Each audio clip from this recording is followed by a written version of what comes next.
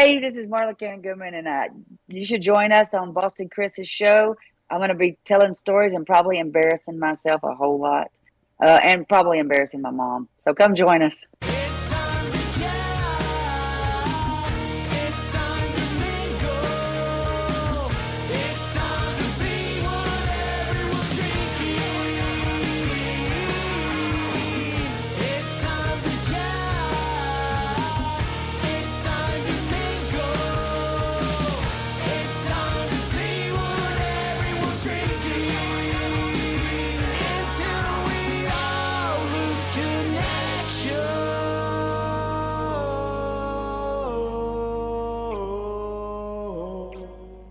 Hey guys, welcome to another fabulous episode of the Boston Chris Show, right here with yours truly, Boston Chris. And I'm really excited about our guest this week. She has 3 number 1 hits that she wrote. Her dad is the legendary Buddy Cannon. Her sister is one of the best singers ever in the history of Nashville, Melanie Cannon.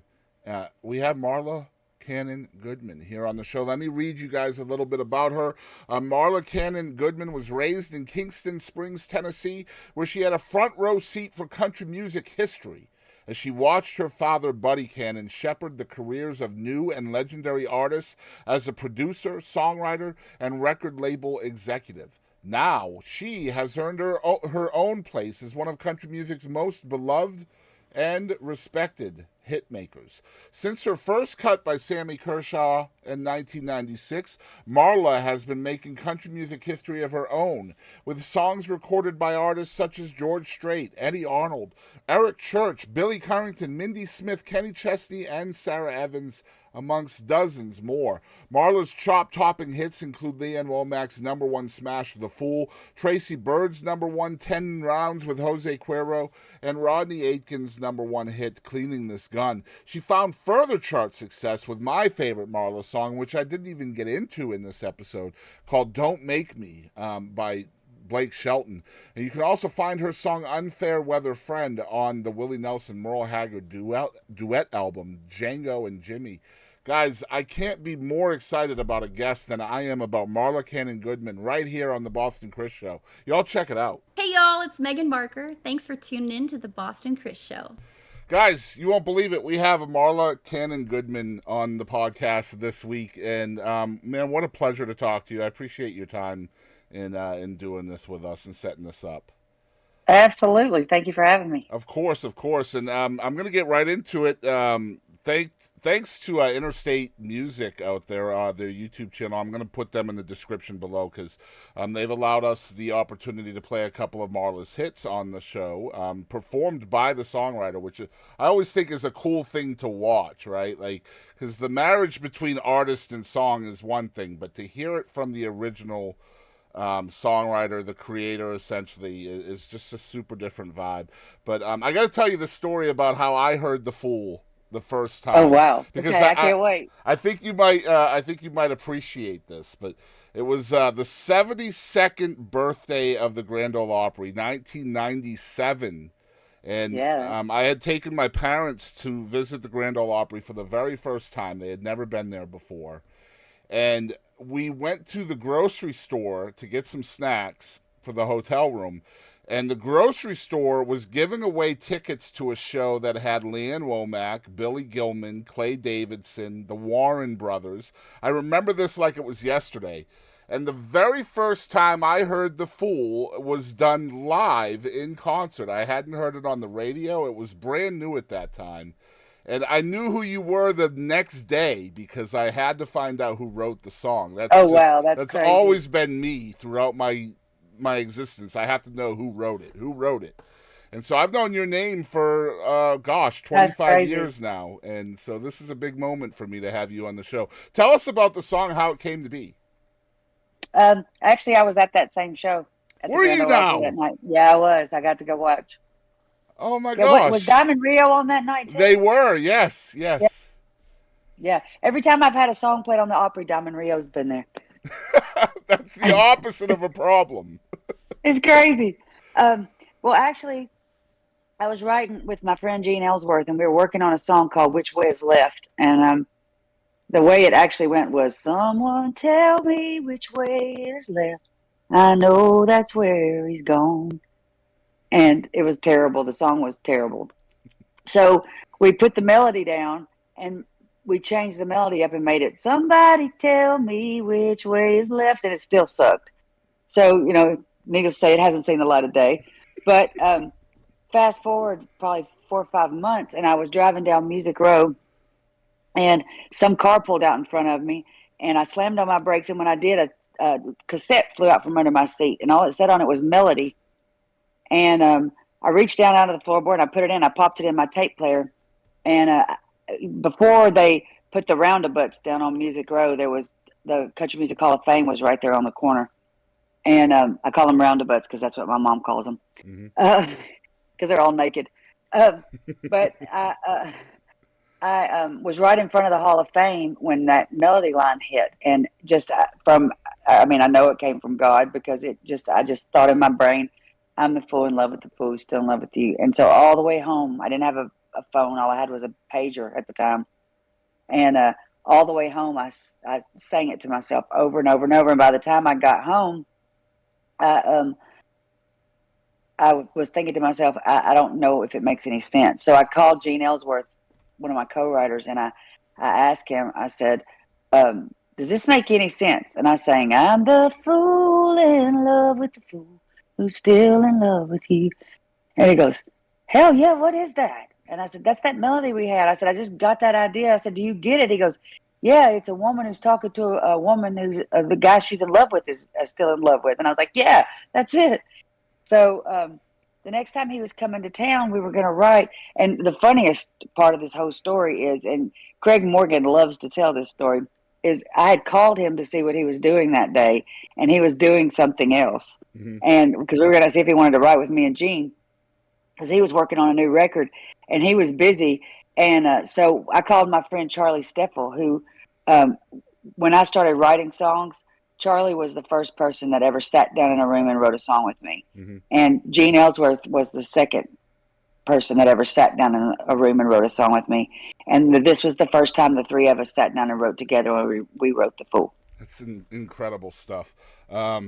I want to talk a little bit more about the song after we present the performance of it, because I do have a couple of questions about The Fool I have to ask before we get into the crux of the episode. But y'all check it out. It's a live performance from Marla Cannon-Goodman, The Fool, right here on the show.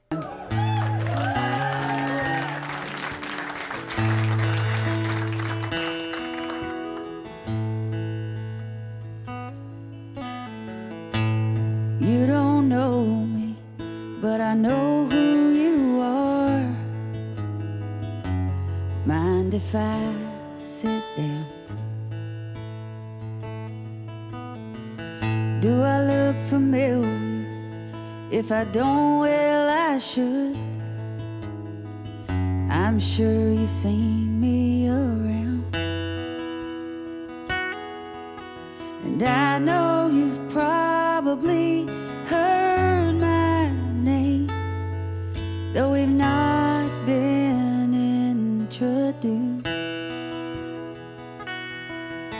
Well, I'm the fool in love with the fool who's still in love with you. If you got a minute, I'll buy you a drink. I've got something to say. It might sound crazy, but last night in his sleep, I heard him call out your name. Well, this ain't the first time he's done it before, and it's hard to face the truth. I'm the fool in love with the fool who's still in love with you. Now I know love is a fragile and I'm trying hard to make it last. But it ain't easy holding on to him when he's holding on to the past.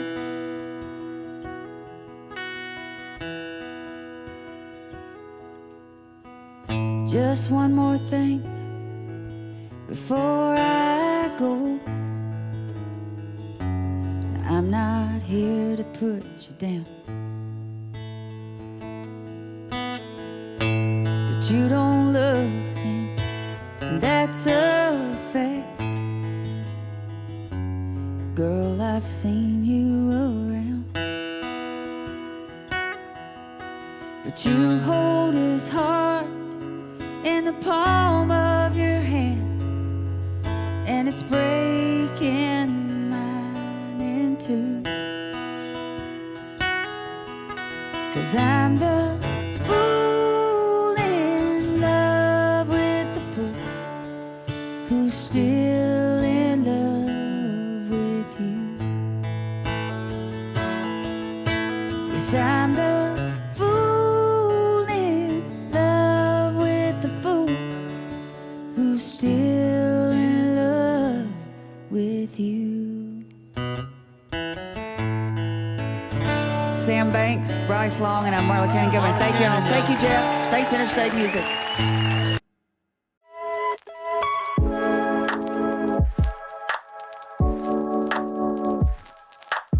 All right, so we're back, and you're talking about pulling this idea from the nether, right? And this happens a lot for songwriters, I've heard over the years. So what I want to know from you is, do you start freaking out because you're singing this song that doesn't exist yet? But then maybe you think, well, this must exist already if I'm singing it. So do you start, like, trying to find out if the song already exists? You know, I have this weird talent. And so ideas, you know, you can't copyright a hook Right. or an idea. And I mean, and so you don't want to get on somebody else's song for sure. But I have this thing, and I've had it ever since I was young, and my friends have all made fun of me for it. But if I start just making something up and singing it, singing a melody just from out of nowhere, my eyes start watering. I can like make myself cry by making up a song. Okay. And so if I start singing and I know instantly if my eyes start watering that it's something I've never heard before. Wow. Incredible. Which is pretty good. I mean, it's crazy. I've been doing it ever since I was a kid, though. That's how I used to get out of trouble. I would make up a song and make myself cry and then go into my mom. Well, I'm not going to comment on that. Well, maybe a little. I can do the same thing, not with songs, but I can make myself cry, and yeah, it helps with TikTok videos. I've learned. Oh, I bet it does. So just to break the ice a little bit, I always have a break the ice question. What are your favorite drinks right now? Tea. I drink tea all the time. And if I was going to drink an alcohol drink, it would either be tequila. I like Casamigos. If I could probably afford Clase Azul, that would be my choice. But that one's too expensive. I don't drink a lot, so I also like Malibu rum with a protein shake. There you go. Yeah, I'm a tequila guy myself. I'm there with you on that. I don't think there's too much better than tequila, I don't think. Yeah, I like we like the Casamigos, the dark one, the Anejo. Yeah. Tequila is expensive now, though. Even the cheap tequila is expensive, I feel. Yeah. Golly, we need a change in that. Make America alcoholic again. I don't know. Yeah, there you go. So My mother would disagree with that. Yeah. I feel you. I'm not much of a drinker myself, mostly because I come from a family of drinkers, and I kind of rebelled against that. That's us. Yeah. And so you grew up in Tennessee, and, I'd be remiss without the obvious. I mean, you're in a very musical family. Not just your dad is the incomparable Buddy Cannon, but your sister is by far one of the best harmonizing vocalists that Nashville has ever seen. Yes, she is. In my humble opinion. And I'm hoping to have her on the show at some point, too. I'm going to reach out. She talks more than me. I think her story is fabulous as well. So yeah, I'm hoping to have her on as well. But so you guys grew up in Kingston Springs, Tennessee, right? Mostly, Yes, I sir. imagine because your dad was, producing and stuff like that in Nashville. So At the time, he was really just writing songs, and he was finding new acts. At that time, he was working A&R at Mercury. A&R, yeah, yeah. Hmm. And we, I mean, Sammy Kershaw moved out there while we were out there. Vern Gosdin lived down the street. Billy Joe Schaefer and Eddie Schaefer both lived down the street. Um, Shania Twain lived with us in our house while we were, out there. I mean, it was crazy. But Vern, his wife had no cooking experience. She just didn't cook. And neither one of his wives. He had two while we lived out there. And so he was at our house, at least 4 nights a week eating dinner because my mom is a fabulous cook. And so after dinner, him and Melanie and Dad would sit on the floor and sing. Mm-hmm. And it was an ongoing, they would swap parts and you could hear him. He'd go, all right, Mellie, this time I'm going to do this. And Buddy, you go here and you sing this. And so, and in essence, she got taught how to sing by the voice of country music. It's insane. It's insane. And I want to talk about your role here, too, because I think this is funny. You decided to rebel against that. So you weren't really part of that circle that's going on with, I would with your stuff sister and stuff your under dad. my door to try to keep from listening to Right. them. I'd be like, I wish they'd stop. And you regret that now, though, don't you, looking Oh, back? absolutely, 100%. I'd love to sit in that living room just one time and listen to them. Yeah, yeah. So what's that like? Your dad's Buddy Cannon, you got Vern Gosdin and Shania Twain, you got all these people around, and that probably was normal for you, obviously. It was very normal for Yeah, us. So it was just like, Yeah, for it us was looking never in, a- it's not a normal thing, but for you it is. But what was the thought process in just rebelling against it? Like, this is just what you hear every day, right? right. And I actually, when I listened to, on my wall, you would see there was Sean Cassidy, Leif Garrett. I was a big 80s pop girl, and I loved Motown. Yeah. I loved New Edition, and I loved, Lionel Richie is just like the best thing I've ever heard. Still to this day, I got to meet him. Dad worked with him in the studio one day, and I said, Dad, I'm going to come meet Lionel Richie. And he goes, well, let me get there and fill it out. And I said, I don't care what happens. I don't ever ask to come, and I am coming to meet Lionel Richie. Yeah.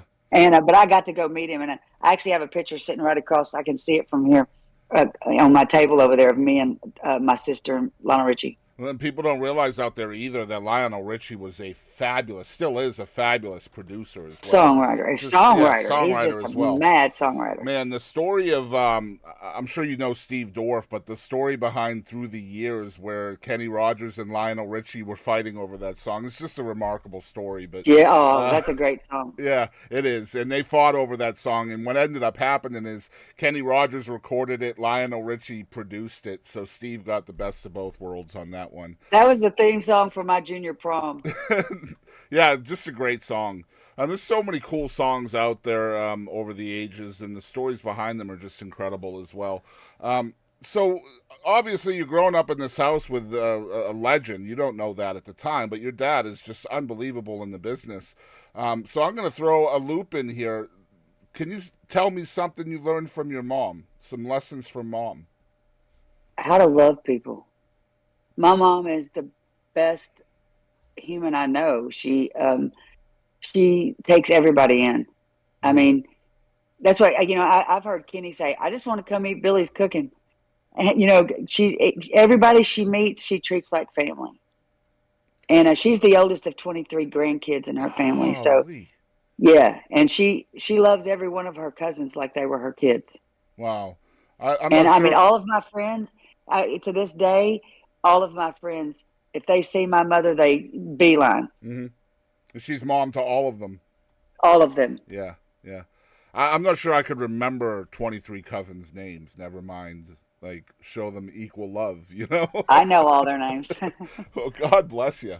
Yeah. That's what she taught me. She taught me to keep in touch with my cousins because I'm friends. I just actually played a show in Chicago this past weekend, and 7 of my cousins in Illinois came. Wow.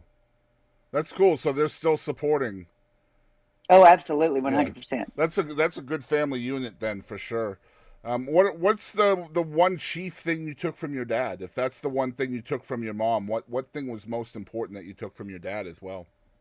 When I first decided, when I first started writing songs, I was working as a nurse, and when Dad heard me singing some of my songs, and and I decided that this is what I wanted to do, he told me, he said, I just want you to know, he said, this business is the most rewarding thing you could ever do with your life. And he said, but it'll break your heart quicker than you can blink. And he said, if you can handle that, you'll be just fine. Yeah. And you fought against that. That's why you were a nurse, is because you were adamant not. Oh God, Yeah. yes, I did not want to be. I mean, country music was just that's all the records we had. Yeah. My parents didn't have any money when we were growing up, and so any records we had are what Dad brought home. So we had all the country records. I mean, the first record I ever remember buying that wasn't country was Amy Grant's Not Christian record. Yeah. The one with Baby Everywhere Baby. I Go was on it. Yeah, Baby Baby, and oh yeah, that was a great record. Oh my goodness. Oh, you're taking me back now. Yeah, Amy Grant was amazing. Yeah. Yeah.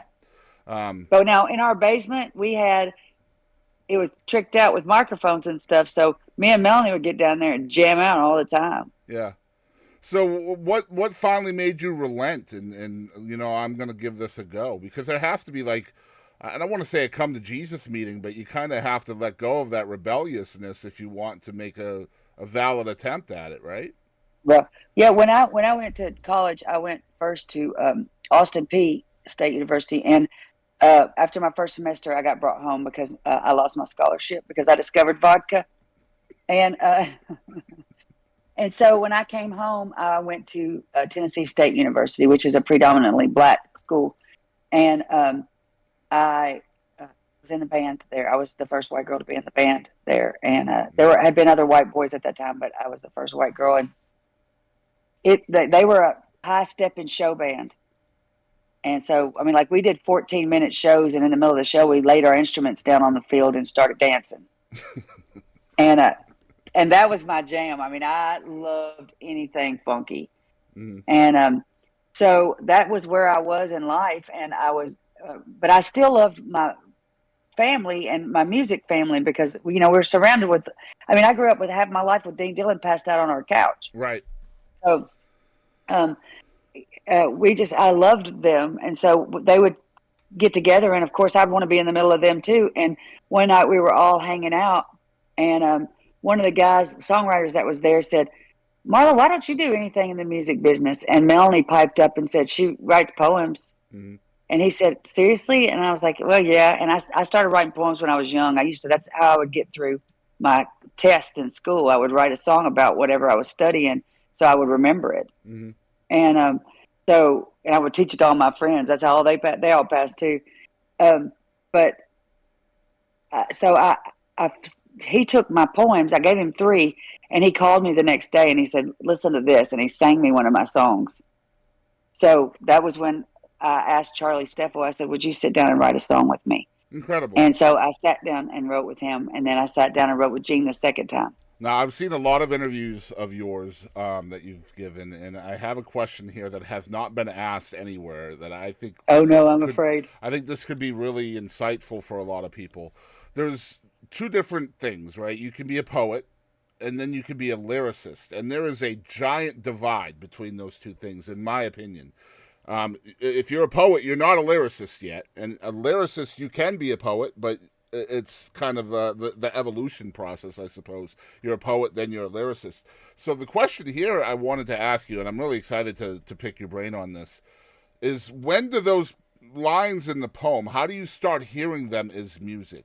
And how do you learn to do those kinds of things when you're predominantly just writing out lines to a poem? Because there has to be a melody involved before it's a fleshed out song. It's like you talked about I'm a fool in love with a fool. That's just a line, but at some point in time you start singing it. What's the difference between those for you? For me, I don't think there is. I think I can hear it both ways because the meter that I hear in my head is the key, I think, and I'm very. I'm a rhyme whore, is what I call myself. I like the sound of rhymes, and I love alliteration. Right. So, which in poetry, alliteration is a big, huge deal. Absolutely. Almost more of a deal than rhyming is. Mm-hmm. Where I would say that might be the division, that in a song, the rhyme is necessary where in a poem, it's not always necessary. Mhm. So I actually hear that meter in my brain when I'm thinking, and sometimes I can just write out. Like my son also writes like that. But his timing is just a little different than mine. So sometimes if I'm reading something of his, I have to go back and I'll be like, I see where he's going right here, and I'll catch him on rhyming in a weird place, and I'm like, man, that's a very interesting place to go.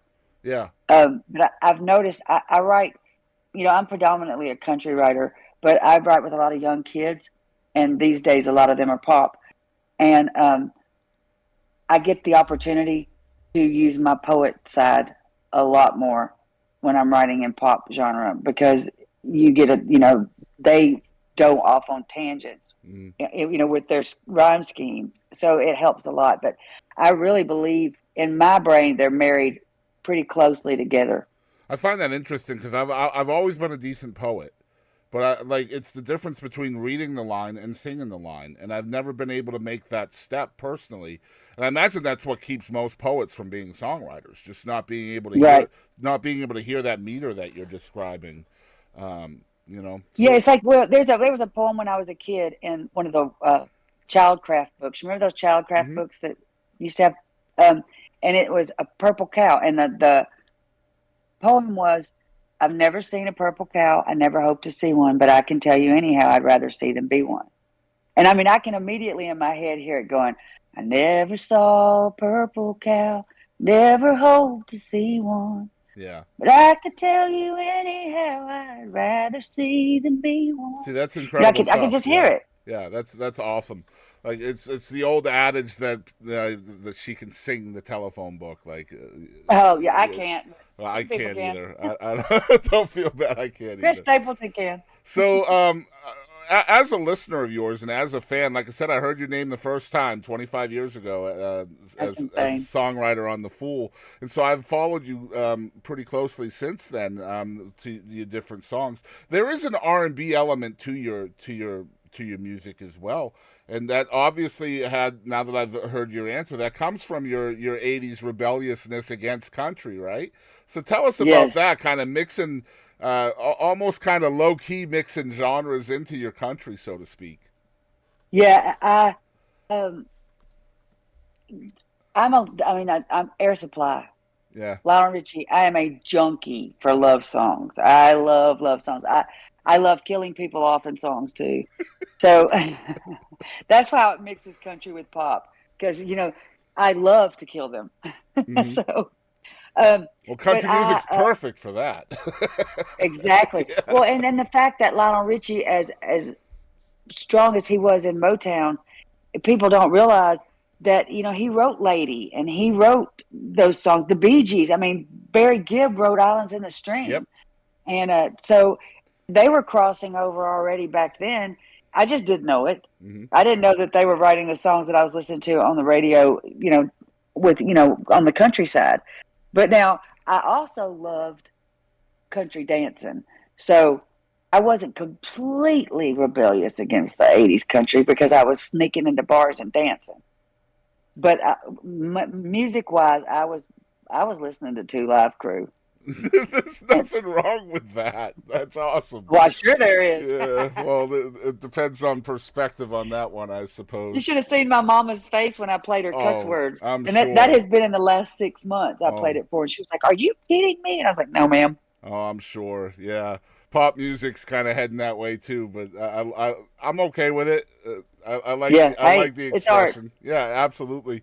Oh man, it makes people's heads explode though. Oh my God. Oh, you don't have to say stuff like that to be commercial. Well, they're not trying to be commercial. They're just being expressive. They're being themselves. Exactly. That's why my kids, or my daughter is a huge Harry Styles One Direction fan. One of the best concerts I've ever seen was Harry Styles at the Ryman. And then my son, last night they were at Billie Eilish here in town. And I'm very thankful that they love music so much, because they introduced me to just, people like that. And I mean, Billie Eilish, when my son sent her to me, she was brand new.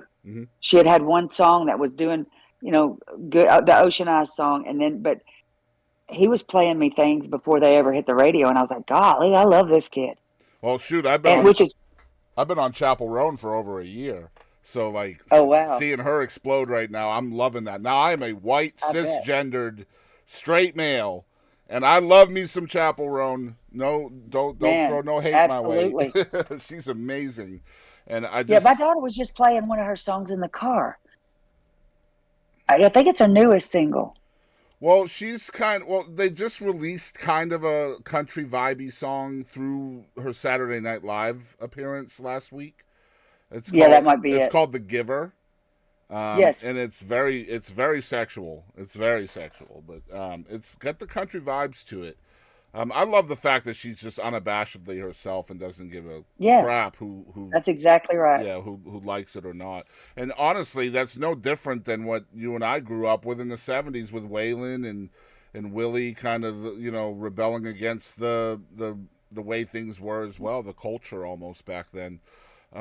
Yeah. Other than your dad, who were some of your influences within country, especially songwriting? I want to hear from the songwriting side of things.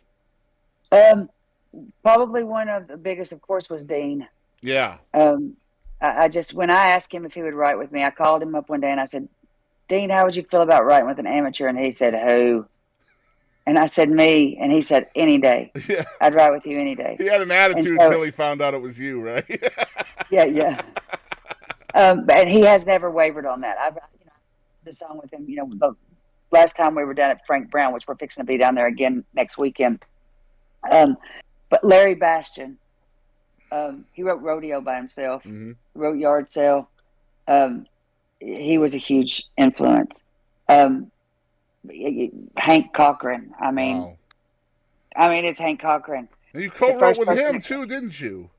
I never wrote a song with Hank, but he was the first person to call me when the Fool went #1. First phone call No, I it got. was your dad. Your dad co-wrote "Set 'Em Up Joe" with Hank, Yeah. right? Yeah, that's Oh, what Dad I'm has all thinking. kinds of songs. Yeah, Yeah, he has all kinds of things with Hank. They were best friends. Him and Dean and Hank were together quite frequently. yeah, Um, man. But yeah, I was fortunate enough to be surrounded by the great ones Yeah, and get to watch what went down. and It's kind of made me a little bit of a music snob because I like with the movement that's happening right now. It makes it hard to swallow sometimes. The hard part for me is a lot of these people are my friends, and I'm like, I'm happy for anybody's success. yeah. They're not always my cup of tea, but hey, nothing ever is. Well, I feel like you were just like suited so primely for the music business. Not just your dad. Like your dad is multifaceted already. He's an incredible songwriter, incredible producer, has an incredible eye for talent. Then your sister's one of the best singers that's ever come along. You were so just immersed in this to be something spectacular. But at the same time, you're your own person. So I would love to hear, like, what are the pros and cons that you've learned from being around those things? Because there has to be drawbacks to that too, right? Yeah, for one, Dad's harder on my songs than he is on anybody else's. I've had one Kenny Chesney cut, and it's a bonus track. And I wrote it with Dad and Casey Beathard. Mhm. And we wrote it for Kenny. And the only reason Kenny heard it is because he was at the Sony Music, and Troy Tomlinson said, "Did you hear that song Marla and Buddy wrote for you?" And Casey, and he was like, "No, what are you talking about?" So Troy gave it to him. So that's a drawback for me. But I had the opportunity to know people. I never had to ask Daddy to open a door for me because I already knew the people Right. that were in the business. I was already around them. So all I had to do was ask, Right. and I got an opportunity. Now, the reason I kept getting to go back is because, the one thing in my whole life I've never been unsure about is my ability to sit down and write a song. Mm-hmm. I've never been afraid of writing words down. And so I think that I'm not confident. I get very nervous when I sing. But when I walk in a room to write a song, I'm never worried. I'm not worried about who I'm walking in to write a song with. That's incredible because, you've co-written with your dad. You've co-written with shoot. He's the only one that made me nervous. Yeah, I can imagine. But you got cuts with Dean Dillon and Scotty Emmerich on the same song, by the way, with those two guys. And I just saw Scott night before last. We were at dinner, and all of a sudden he walked in. yeah, just man, and for you to just walk into a room with folks like that and feel like you belong, that's got to be a huge thing for you. And just that way you can just get right to work, right? Yes, Yeah. and that's just I never doubted my words. I haven't ever doubted the ability to use my words, and I think that confidence helps me a lot in that, because I do doubt my melody sense, and I doubt my singing. Melanie's always been the singer, so I disagree. when I started singing out, it made me sick at my stomach. Well, I think you're a fabulous singer. I love your record. Thank you very much. My Reflection, and I want to get into that later. It's one of my favorite records I've ever heard come from Nashville. Thank you so much. It's so good, and not just because your hits are on there, but your voice is better than you give it credit for, I think, first of all. But I want to get into something, too, because you just mentioned it, that you believe in your words. You trust your words. But you don't trust your musical sense. And I know that you do have a working relationship with guitar. You yourself have self-admitted that you're not a guitar player. But how does that affect your songwriting? Just not having a musical base to fall back on. Well, I play clarinet, so yeah, I am very musical. I can read music. I can sit down at the piano in there and pull out a songbook and play something on the piano. I just don't. There's something. I'm missing a piece of confidence. I know all my chords on the guitar. To sit down and try to piece them together, I chicken out. And I'm working on that right now. I'm learning to play my songs. Good. I was really doing really good, and I cut the pad of my thumb off about 3 months ago, and I've had to wait for it to heal up to get back to playing. But I've got a goal. I want to be able to just sit down and play 5 of my songs without wanting to puke. It probably wouldn't be a good look, Marla. I've played twice. I played 2 songs out at the Bluebird both times, and actually played for myself one time was at Douglas Corner, but I played it, but the whole time I felt like I was going to be sick. Marla Cannon-Goodman live featuring projectile vomiting. New talent. Yeah. Oh gosh, that'd be a good rock band name. Projectile vomiting. Projectile vomit. Yeah. So obviously coupling yourself with really good musicians is important in your craft as well. When you're, I know that you probably still have a publishing deal and have had one for a long time. Is that part of your strategy in lining up co-writing sessions? Is really trying to ferret out who you think musically is going to align the best with you? Yes, I write for Carnival, and I write for Frank Liddell, and actually he's the person that got the full cut on Lee Ann, who just happens to be his wife now. Of course, it's all circular, isn't it? Oh, you have no idea. When I wrote the full, a friend of mine, Gina Dillon, she used it on her project. She was shopping around trying to get a record deal, and Hazel Smith, I don't know if you remember Hazel Smith. She had the cooking show, but she's actually the one that coined the term outlaw country. Yeah. Yep. And I think she might have, she was all about the highwayman. Mm-hmm. And she took Gina into Frank Liddell's office. He was at Decca Records, and he loved Gina singing, but they had just signed a new artist, which happened to be Lee Ann Womack. And the Fool was actually on Gina's comp that she took in. Okay. And he told him, then he sent him over to Universal, because he said, we can't sign you. We just signed somebody else, but he opened a couple of doors for other places. So fast forward 4 or 5 months, and he's looking for songs for the new artist they had just signed. I had just signed a publishing deal at Major Bob Music, and that was another whole crazy story. I have to interject this. I was working as a nurse, and Lana Thrasher, at the time she was Lana Wood, but she later married Neil Thrasher. Mm-hmm. She was running Major Bob Music, and she called me out of the blue. And of course I knew her because I was always around all the guitar pulls and stuff. And she said, what what are you doing right now? And I said, I'm about to go to work. And she said, well, what are you doing as work? And I said, I'm working as a nurse. And she said, are you doing anything at all in music? And I said, well, I've been writing some songs. She said, I want to hear everything you got. She said, I dreamed last night we were on stage at ASCAP. Oh my gosh.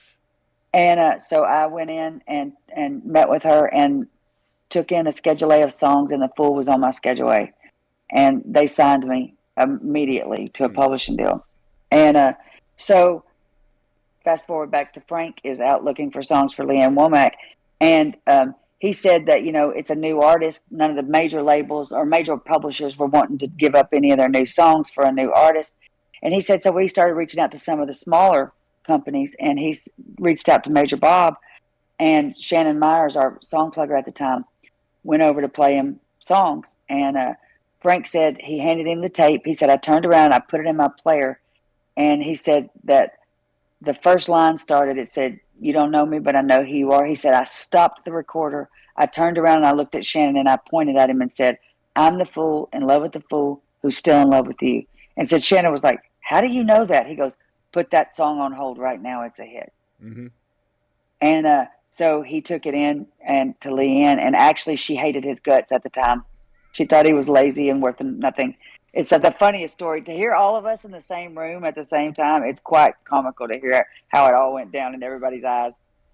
But he said that that one of the people in their strategy meeting told her, said, if you cut this song, I'll make it your first #1. And that's exactly what happened. Yeah.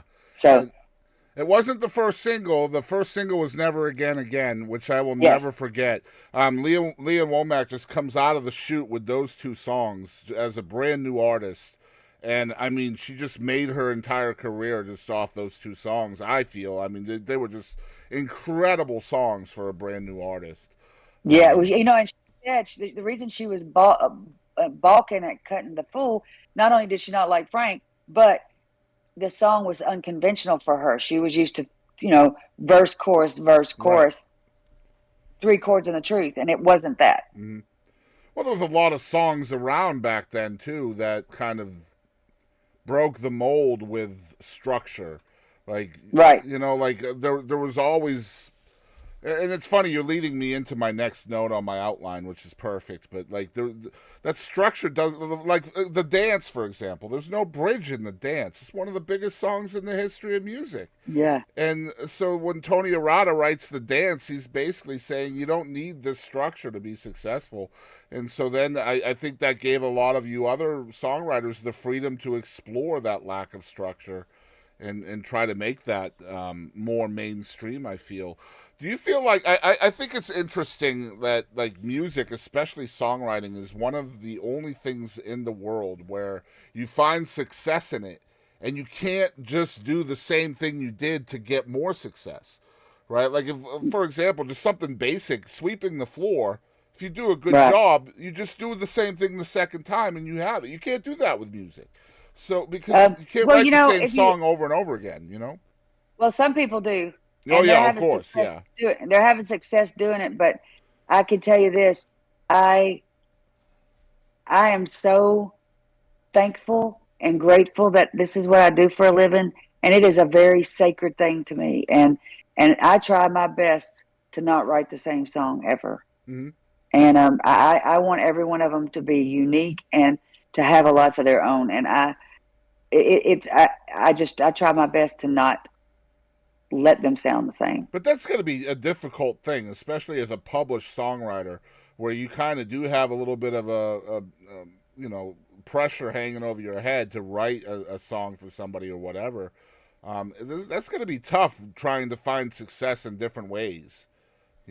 I have the best publisher in the whole world. I feel no pressure at all. Well, that's lucky. Yeah. And a while ago you were talking about marrying a poet and a lyricist together, and this is the perfect example of the freedom that I have working in my publishing company.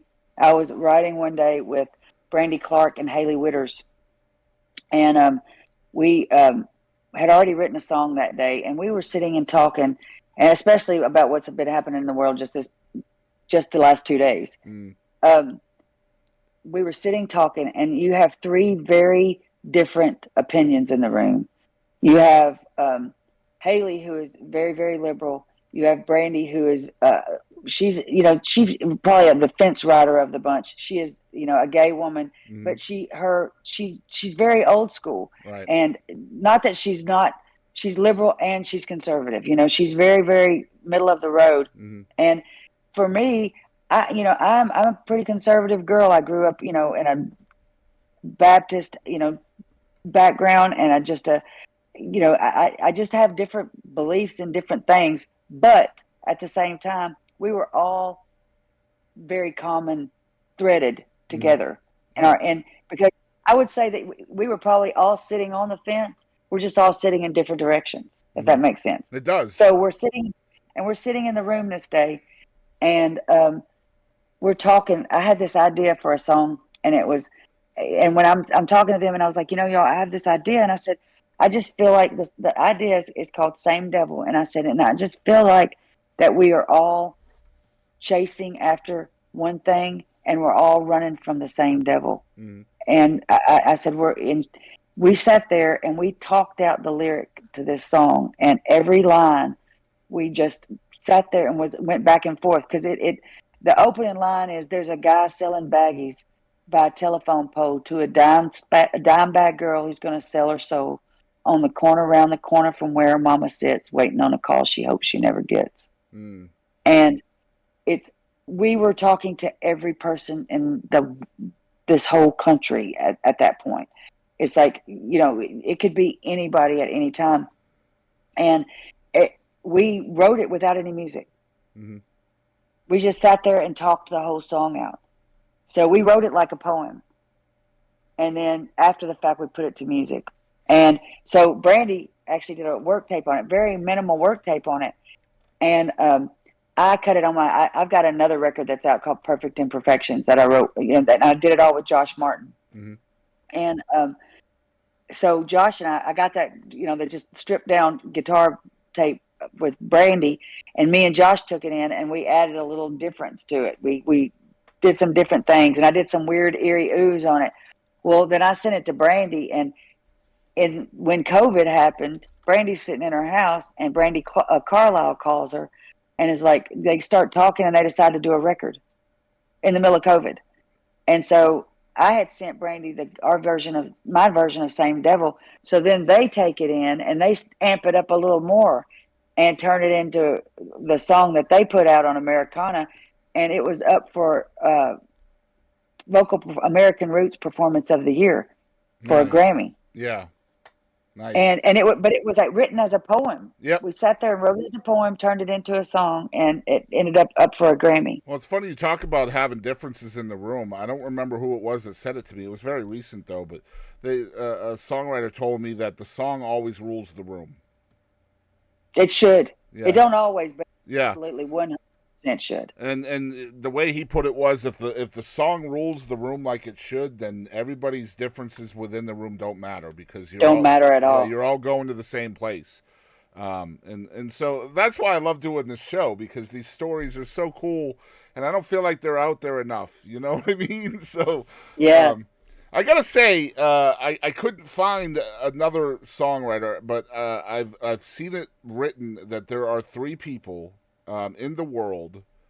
Maybe you can correct me if I'm wrong, and maybe you don't even know this, but that there are 3 people in the world that have a Willie Nelson, Merle Haggard, and George Strait cut, and Marla Cannon-Goodman is one of those 3. Are you serious? That's what I've read. That you are one of 3 people to have those 3 voices on a song that was written by that songwriter. Wow. That's amazing. Is my dad one of the other ones? He is not.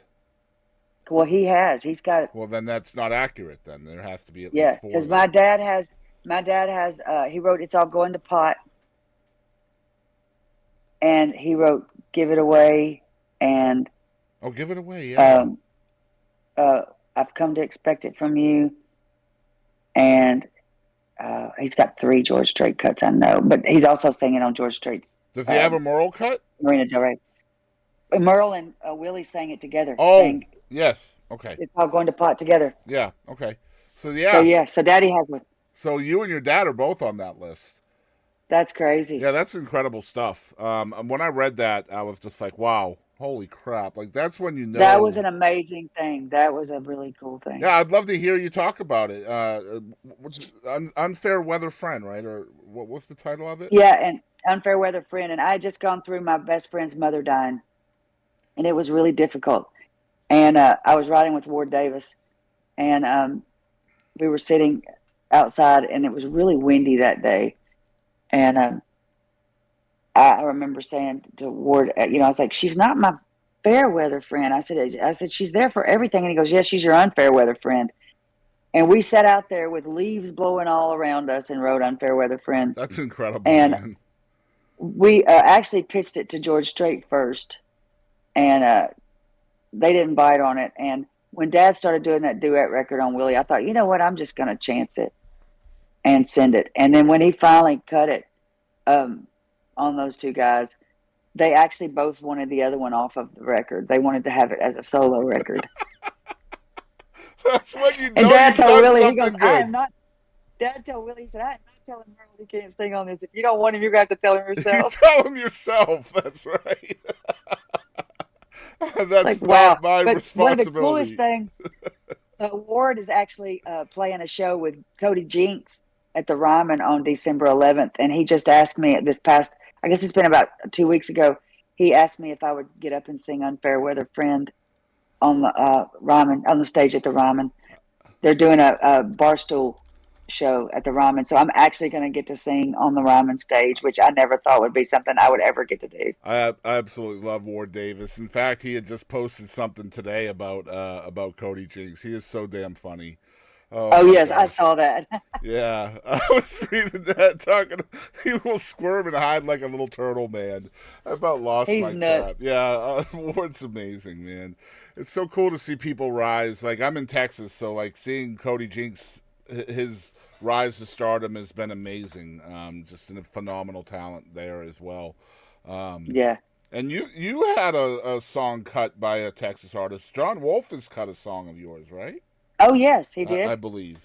John, Lee Ann Womack, uh, Tracy Bird, George Strait. I have a lot of Texas love. Yeah, that's true. There's a, oh gosh, what is his name? I can see his face. Fowler, Randy Fowler. Yeah. No, He got a song of Kevin mine called Fowler. Kevin Fowler. That's Yeah, it. yeah, yeah. He got a song of mine called Long Neckin'. Okay. I did not know about that one. See, I am learning. Let's talk about family and balancing family with the music business has always been kind of a tough thing. How are you able to do that? I was the person that never said yes. I until my daughter got her driver's license, I really didn't go out of town and do shows and stuff like a lot of my friends did. And it was funny because I started doing shows a lot when she got her driver's license, and she asked me one night, she goes, "Why did you get popular all of a sudden?" And I was like, "What are you talking about?" She goes, "You're gone all the time." And I said, "I was finally able to say yes." She goes, "What do you mean?" I said, "I didn't want to leave y'all when you couldn't drive. I didn't want to leave you stranded." And she said, "Well, thank you for that." And I said, "Well, you're welcome." I said, "I wanted to be here for your stuff." That goes back to the lesson you learned from your mom, right? That's exactly right. Yep. She never missed a ball game. Yep. Good stuff. Yeah, I love that. And parental pride is a thing too. Like I've seen a lot of shows with you and your dad performing side by side. I've seen some shows on the internet on YouTube where all three of you, your sister's there as well. Oh yes, if Melanie's in the audience, she's up on stage. Yeah. Just to see the twinkle in your dad's eye watching you girls perform is something to behold. I hope you know that that's there. Oh, I do. I feel it. I feel it myself. We're actually playing together next weekend at Floribama. We're playing the Saturday night show, and I just Mac Walter is playing guitar for me, and he always played for Rock Kilo. Mm-hmm. And I asked him just a minute ago. I said, "You think maybe we could do Still Loving You?" Because he wrote the Sammy Kershaw song by himself. And I said, "Can we do that as one of my songs in my set?" And he said, "Absolutely." Yeah, just Because incredible stuff. and it was a big connector song for us because Dad produced the record, and Rock was the solo writer on it, and it was one of my favorite ones that Sammy ever cut. Yeah. Sammy Kershaw is amazing as well. Yeah, I've got a few more notes here. You got a little bit more time? Oh, sure, as long as you need. Oh, amazing. Well, thank you for that. What's the favorite place? You talk about waiting until your kids were at least had their driver's license, and now you're more popular. I love that. What's the favorite place you've ever performed, would you say? Um, my repeat place, I have to say, is Crested Butte, Colorado, because we play out there a lot, and it is just a fabulous spot. It's heaven on earth. My one place that I've played one time that was probably, it was just a magical experience for me, was Sundance. Mm-hmm. And we played the Bluebird at Sundance, and it was me and my dad and Phil O'Donnell. And I played my song "A Day for Us" that's on my record. That's actually the reason why Josh Martin and I did the Perfect Imperfections record, was that one.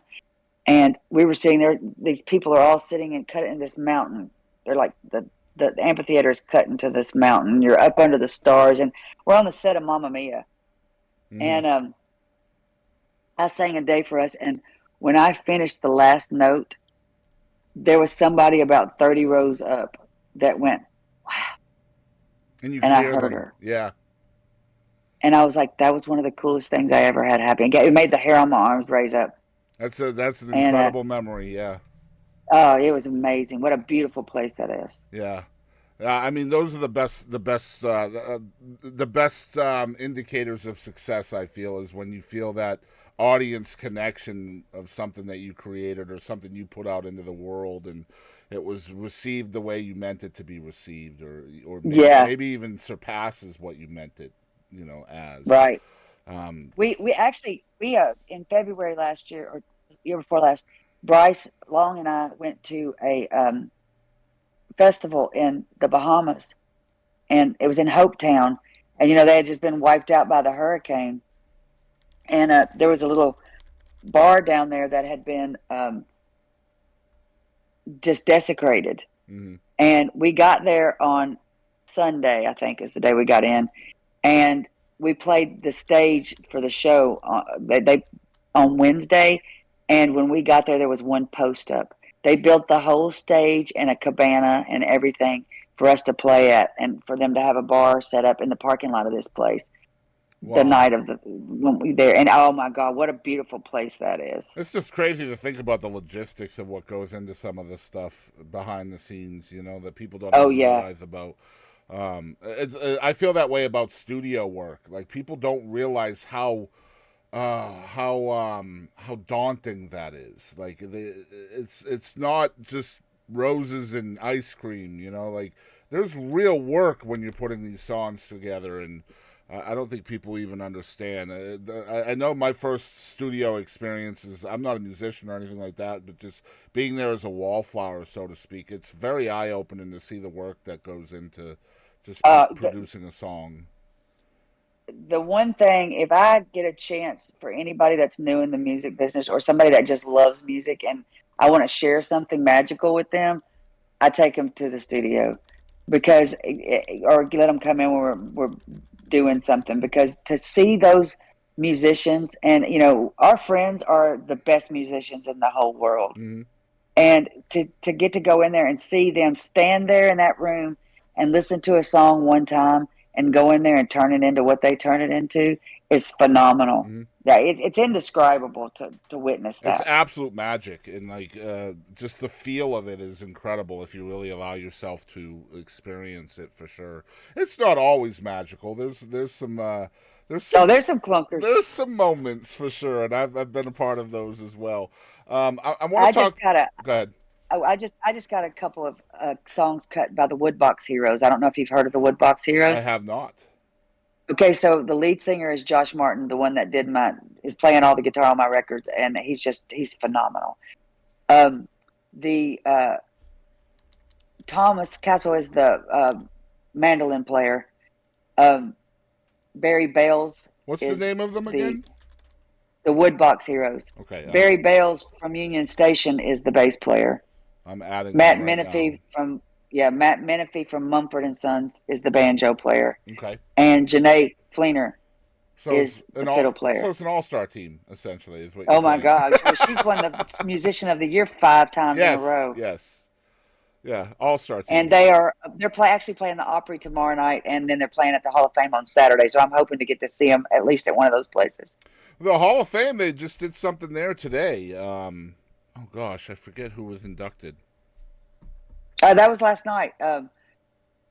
It was Tony Joe White, Yeah. Victoria Shaw, Liz Rose.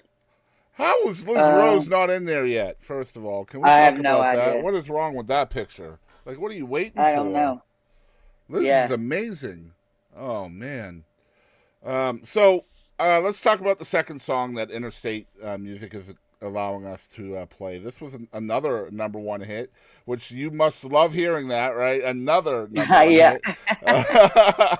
This is 10 Rounds with Jose Cuervo, and we talked about alliterativeness earlier. This is a very alliterative song for sure. Again, I think you mentioned it earlier, more important than the rhyming scheme perhaps is the alliterative nature of this song. First of all, tell us how the song came to be. I also want to hear the story, if you will, about the backstage brawl. I'm making that up, by the way, between Garth Brooks and Tracy Byrd over this song. Tell us all about all of that stuff. Well, how it came about, I was writing with Michael Heaney and Casey Beathard, and Heaney had been sitting at Jimmy Kelly's bar in Nashville, and this guy came in, and he was just like, he said he looked like hell.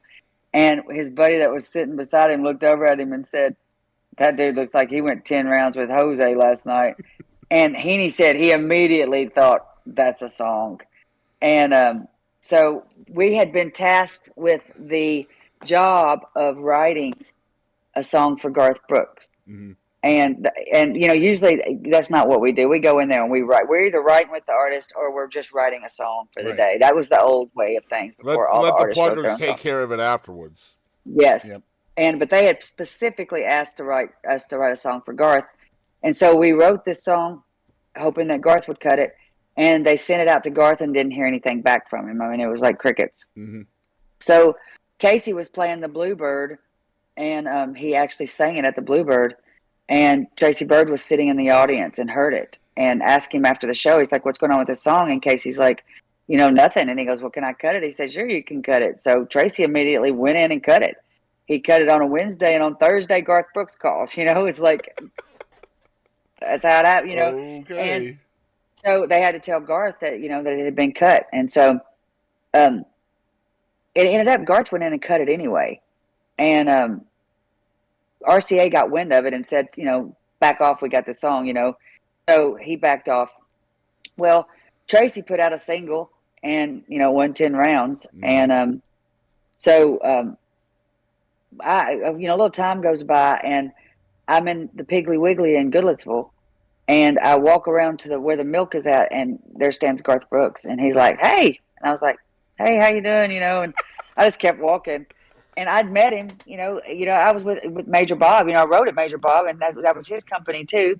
And so I get around to the front of the register, and he said, so how you been? And I said, I'm good. I said, I'm Marla. He said, Cannon, I know who you are, your buddy's daughter. And I was like, yeah. And he goes, man, I missed that song of yours. And I'm like, you hate it, you ought to be me. You know, and so, you know, we talked for a few minutes, and then we go on about our business. Well, Tracy puts out his next single, and it's not 10 rounds again. Mm-hmm. And when that happens, Garth goes back in and cuts it again. And I'm wandering around doing something one day, and my phone rings, and he's like, Marla, Garth Brooks. And I was like, yeah, whatever.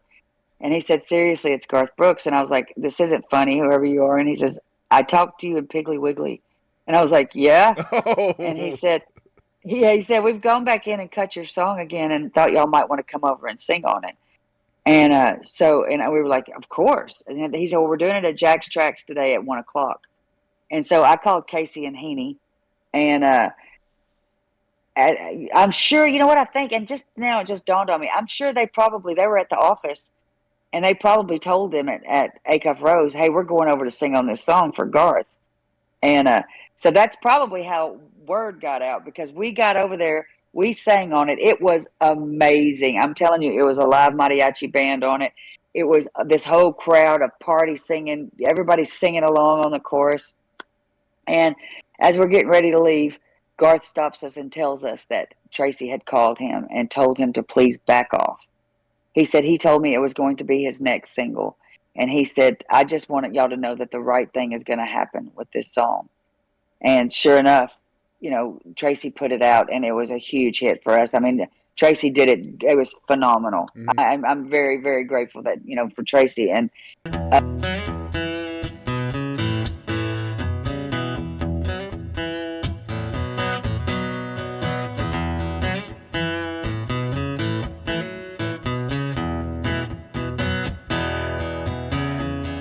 I walked in and the band just sucked.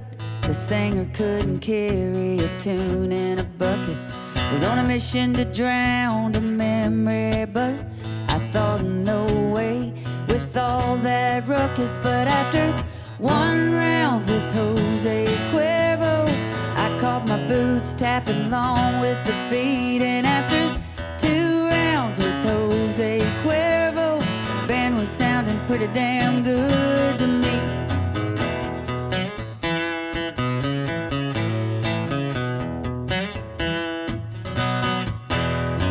Then some stranger, he asked me to dance. I revealed to him my 2 left feet. Said, don't get me wrong, I'm glad you asked, but tonight's about me and an old memory. Then after 3 rounds with Jose Cuervo, I let him lead me out on the floor. After 4 rounds with Jose Cuervo, I was showing off moves never seen before. Show him something.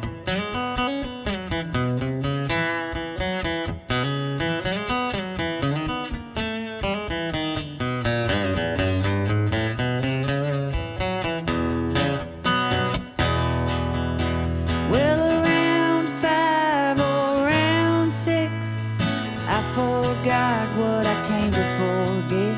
After round 7, or was it 8? I bought a round for the whole damn place. And after 9 rounds with Jose Cuervo, they were counting me out. I refused to give in. And after 10 rounds with Jose Cuervo, actually it was a rockin' horse and whiskey, and my mama don't want me to talk about it. I lost count and started counting again. Give me 1 round.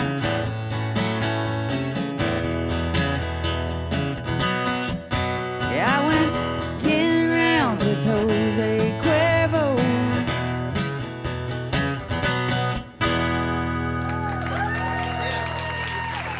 Thank you so much.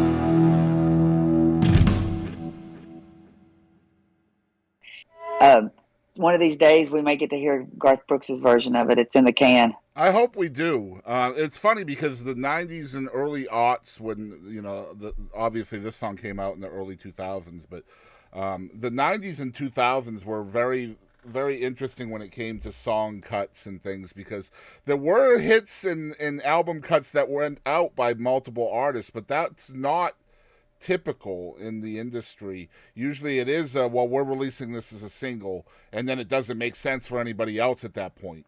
But right. Then there are cases like the Lee Ann Rimes and Trisha Yearwood with How Do I Live, and like both of those went out almost simultaneously. They both became singles, and that right there was an issue.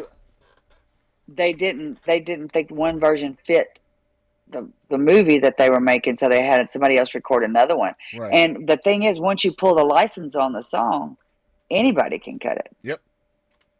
Once it's out there, once he put his record out, it was free game for anybody. Well, then, you know, holds are kind of like an unspoken or uncontractual thing anyway. It's basically a handshake agreement. But like Joe Doyle, who wrote In Pictures for Alabama, he has a story where he had a song that was cut by Blaine Larson, and then Kenny Rogers also cut it at the same time, because one of them had a hold on the song and the other one didn't, and they essentially got tired of waiting on the hold. So the other artist cut it, and there was no communication with the other camp. Yeah, the only time that you can't put it out is if somebody pulls the license. Once they have a license on it, they have the rights to it. Yeah, that's And more then you have to contractual wait. at that point. Yeah. Yeah, you have to wait until not till the song comes out, but once it has a license pulled, you have to wait until it's released on the record. And once it is, then that anybody can cut it. It's free game. So then it's play a game of chess. Which song I'm going to put out that nobody's going to rip off? Right. So yeah, hopefully we'll get to hear the Garth version of that someday, because that would be incredible. I would love to hear it. I always thought that when I first heard the song, and guys, don't worry, we are going to play the song, I assure you. But when I first heard the song, I was like, no, man, if I was 10 shots in, I would not be sounding that good still. Yeah, I wanted. But we more. did one when it was going when it was. We did one shot of Jose Cuervo and 9 shots of Patron. You can't change it. Come on now. I say that with no sadness, because Jose Cuervo never gave us any kind of endorsement or anything with that. Yeah, So what's I'm wrong not with them? They should, by God. I mean, shoot. It should have been a commercial. Absolutely. It still should be a It still commercial. should be. Yes, I agree. Oh, man. Come on, Jose Cuervo. Get off your butts. Well, you know what's funny is I have a friend. His name's Mickey LaMancha, and he actually lives up in Rhode Island. I love Mickey. Yes. Okay. So Mickey, when COVID was going on, and Casamigos was in short supply. You couldn't buy it anywhere. And he said, Marla, you ought to try the Rock's tequila. And I said, what is it? He said, it's called Terramana. And the Rock follows him on social media. And so I was like, okay. So I went and got me a bottle. And I was going to do a shot of it. And I was standing in the kitchen. And I looked down, and I had a Mickey LaMancha shirt on. And I had my hair wadded up in a bun. And I had on a Mickey shirt. And it was in camo shorts. And I turned around to Gary. I said, hey, video this. And I picked up that shot, and I held it up, and I said, you probably shouldn't, but you're gonna. You know that you'll be sorry, but you wanna. One taste on your lips, you're on a one-way trail, floating in a sea of Terramana. And I shot it. And I said, there you have it. And hung up and sent it to Mickey.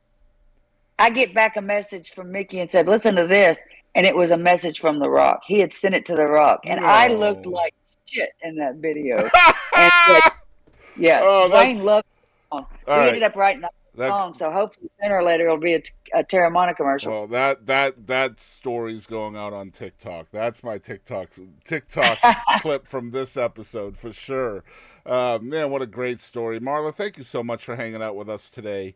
Absolutely. Thank you for having me. Of course. So you talked about the Beathards, and they are, I say they because Casey, obviously you have a long history co-writing with Casey, but Tucker has also recorded one of your songs, which is a little bit... he's recorded multiple ones. Multiple, right. I'm talking about Rock On specifically. Yeah. Because that song was kind of atypical of what normally comes from your writing in a genre and style base.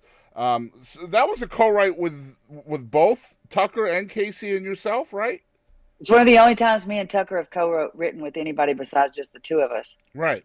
And that's Casey. We've written a couple songs with Casey, but most of the stuff that I write with Tucker is by ourselves. But he's amazing. He is definitely his father's son. Yeah. That song it's out on YouTube, but I don't think it exists on Spotify at all. Well, I wonder why. It's called the Taylor Swift rule. He got Taylor Swifted. What does that mean?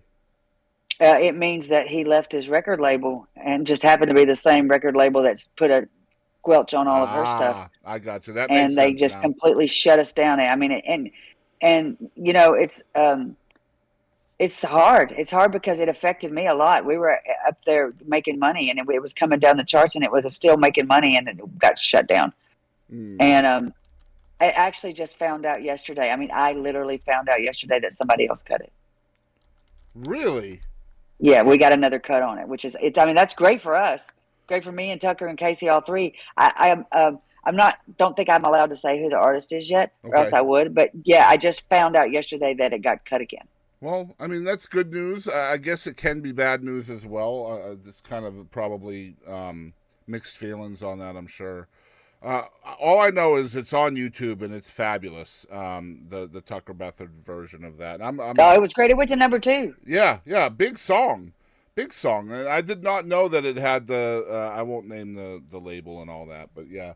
Yeah. I'm now that I know what you're talking about, I understand more. It was swiftly removed. Swiftly removed. Again, we're talking about the Cannon family here. Your grandmother has a Willie Nelson cut, right? At 92 years old. Am I right on this? Yes. She sent me a video that said, Marla, I know you are so jealous of me. That's so amazing. That's like birthday cake stuff, right? Like that has to be on every birthday cake from now on. He asked her to be in a video, and if I'm not mistaken, she told him that she was afraid there might be lewd women and drugs in the video, and she couldn't abide by that. Nope. That's great. What was the name of the song? A Little House on the Hill. Okay. I'm going to have to check it out. She actually, Dad videoed her. She was famous already before that, though, because she had a viral video of her playing harmonica. It has over 38 million views on it. And it's her playing Blessed Assurance on the harmonica with my dad accompanying her on the guitar. It's just... And we have shirts that say Mickey Raphael, world's greatest harmonica player, and it's got Mickey's name marked out and says Lyndall Rhodes.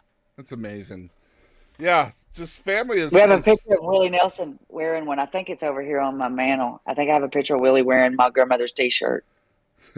I love Willie so much for so many reasons. You talked about liberal, conservative, all of that. I love Willie because he's so true to himself in so many ways, not just musically, just as a human being, and just he's a shining example that kindness should win out in all things. Him and Dolly both are just absolutely shining examples of that, in my opinion, and we can learn a lot. You know what? Why? You know why? Because I believe that both of them, they don't let that a political belief define their heart, and I don't think it should. Yeah, it shouldn't. Absolutely. It's part of what you believe. It's not a part of. It's not who you are. Right. And yeah, and I think we could learn a lot from specifically those two people. I would say Chris as well, but he just left us, unfortunately. So, yes, Chris was that way as well.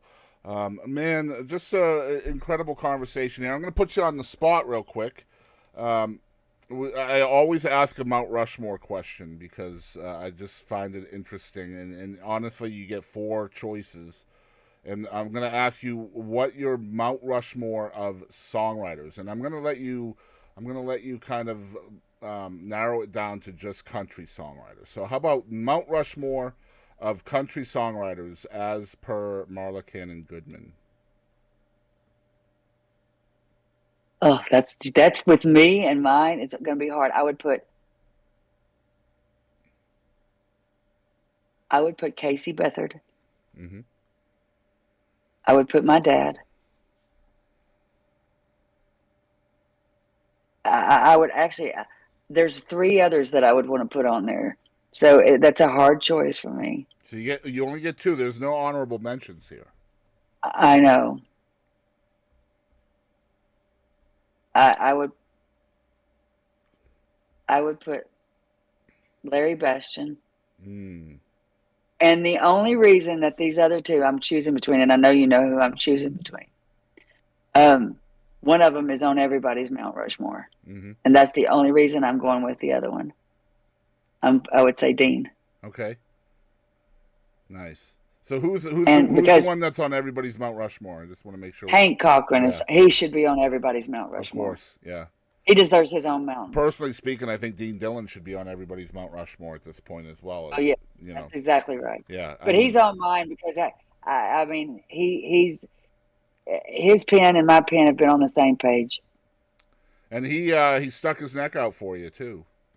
So. Yeah, and Casey has just been he's like the brother I never wanted, and his talent is endless. Yeah. Just I'd love to talk to Casey too. Like you've mentioned so many names today, I'm going to be reaching out for to talk to. I think I've already emailed Casey, so maybe I need to follow that up. But yeah, he's incredible. Great list. I love that. Larry Bastian, I would not have expected that one, but yeah, That's a Larry Bastian wrote with me when I was green as a Christmas tree. that's a Christmas tree. Well, all right. Well, again, just people sticking their neck out for you. You mentioned earlier, I'll make this the last one, and I've asked this to somebody else with a famous father as well. If you know Jerry Phillips of Sam Phillips fame, he's Sam Phillips' Yes. son. I don't know Jerry personally, but I know who he is. Okay. Well, again, second generation. Both of your dads are extremely influential in the music business. I asked him if he was disenfranchised by his name. Did he feel any kind of added pressure because of his name, meaning your last name, yours being Cannon and his being Phillips? And he responded with, the name always opened doors for me, and why should I shut a door that's already open? But it's up to me to keep the door open. Do you feel the same way? You know what? I don't think I ever had to rely on it. And because most of the people when I went there, I was just Marla to that. They knew me Right. already. And, most of the time they were drunk at our house, but I just knew them. So it wasn't I don't think that I had to use it to open doors for me, but I think that it gave me a confidence in myself because I am so proud of that name that it made me feel a little invincible inside myself. It didn't ever make me. I mean, if you ever meet me in person, you'll know I am so not cocky. I don't. But neither is my dad. My dad's one of the most. You would never in a million years know you were sitting at a table beside one of the best record producers that's in the business. Yeah. When you're sitting with him, and he's so humble, and I think that's because of my mom. I think that her graciousness and love for him helped him stay humble. And they're not extravagant people. They're just good folks. And so I come from a very poor family. And my mom worked 3 jobs so that my dad could chase music. Right. And I think it makes a difference. My husband worked at UPS. He kept us in insurance. So my family, the name Cannon to me, I kept it because it's my name. And not because it's his name, but because it was mine. Right. And I know that his talent. I told my mom this. I have the heart I do because of my mom. I have the ability, my talent because of my dad. But I also know that my dad has his talent because of my grandmother. And I know my mom has her heart because of my grandmother. So it's like it's the gift that keeps giving. I love that. So yes, I believe that. I don't believe that it opens the doors. I believe that it is the doors. I love that. It's funny when I asked that same question to Jerry, he mentioned his mom first as well. So it's very interesting.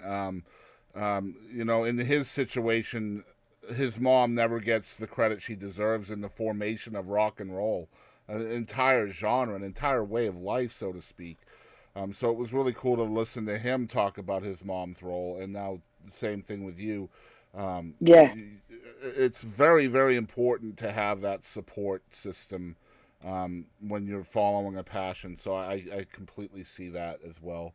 Do you think with you, we talk about opening doors and all of that, do you feel like your rebelliousness of not wanting to be part of the scene, not wanting to be part of the industry at first, do you think that helped you or hurt you? Or was it... I think it helped me. Yeah. Because I did it by myself. I mean, I got my publishing deal. I made my mistakes myself. Right. And because I know the perception of paying dues in Nashville is kind of important.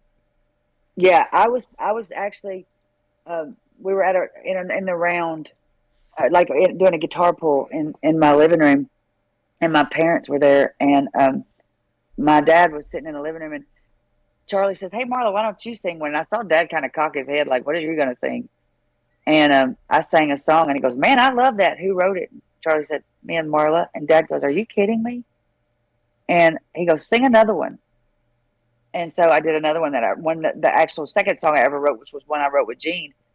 And we were doing a show out at Larry Bastion's house. I wasn't supposed to be singing on it. We were just out there for it. Dad was playing it. I just was new in the scene, and I was writing with everybody, so I went. Mm-hmm. And